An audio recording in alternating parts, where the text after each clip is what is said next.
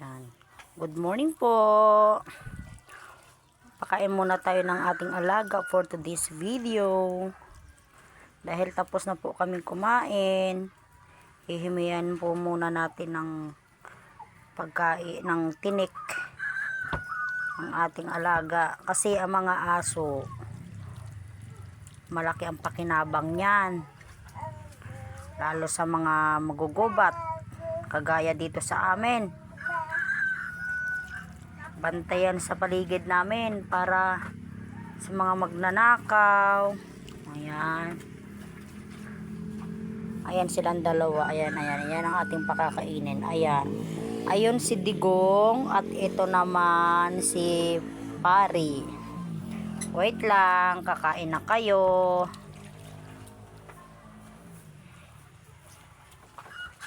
Kakain na kayo. Ang cute naman ang kainan ng aking tuta.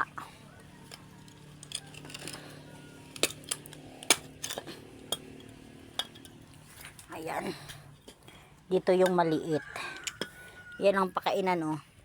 Dahil wala pa tayong budget pambili ng pakainan nila, ay dito muna tayo.